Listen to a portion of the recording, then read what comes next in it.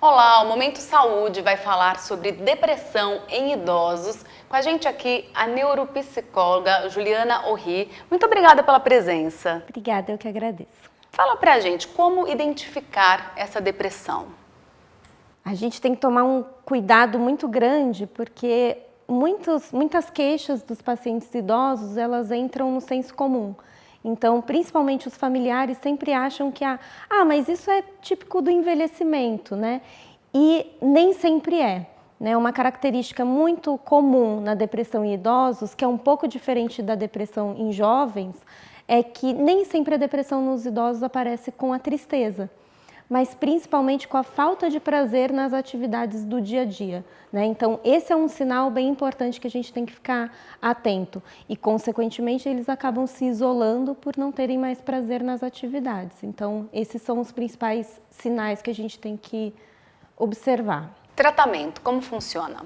O tratamento medicamentoso é super importante, né? E aí, eu sempre falo que, apesar de eu não ser médica, né, sou neuropsicóloga, mas eu trabalho sempre em parceria com a geriatra, né, o geriatra, que é o médico especializado no envelhecimento humano, e a principal ferramenta é o tratamento medicamentoso, mas sim, a gente tem uma psicoterapia voltada para esse idoso, e antigamente a gente achava que não tinha efeito, né, a psicoterapia com idoso, e sim, hoje é comprovado que tem efeito e melhora a depressão, e junto com a psicoterapia uma inserção de uma rotina um pouco mais ativa para esses idosos. E daí a importância da família, do cuidador, todo mundo tem que estar de olho.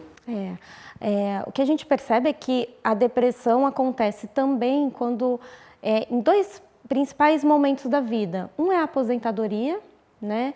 A maioria desses idosos não se prepararam para parar de trabalhar, e o outro momento é que a gente chama de ninho vazio, né? Quando os filhos vão embora. Hoje em dia os filhos vão embora de casa mais tarde, né? E geralmente esses pais já estão mais idosos. Então esses dois são motivos muito importantes para a depressão, e se a gente tem uma participação familiar, um convívio familiar saudável com netos, bisnetos, essa depressão pode ser evitada. O objetivo é que eles envelheçam bem. Isso, muito bem. Envelheçam bem e envelheçam participando, né? Tanto com a opinião deles dentro da família como na sociedade, né? Hoje a gente tem uma definição, segundo a Organização Mundial de Saúde, que qualidade de vida é também você se sentir responsável pelas suas atitudes, né?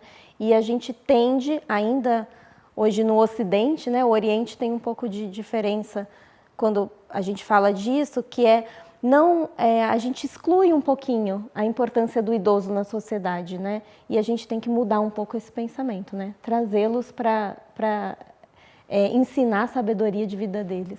Para a gente encerrar, orientações aí de uma forma geral. Acho que a principal orientação é que a gente não isole nossos idosos, né? A gente tem muito que aprender, eles têm aí uma vasta experiência de vida. Pode ser que essa experiência seja muito diferente do que a gente vive hoje, né? No nosso mundo virtual, internet, mas eles sabem como esperar mais do que a gente, né? Eles sabem, às vezes, indicar algum tipo de leitura, e a gente às vezes não aproveita isso. Quando o idoso se sente importante naquele meio, naquele ciclo, ele fica muito mais saudável. Tá ótimo, muito obrigada, viu, pelas informações. Eu que agradeço o convite. Obrigada. O Momento Saúde fica por aqui, até a próxima.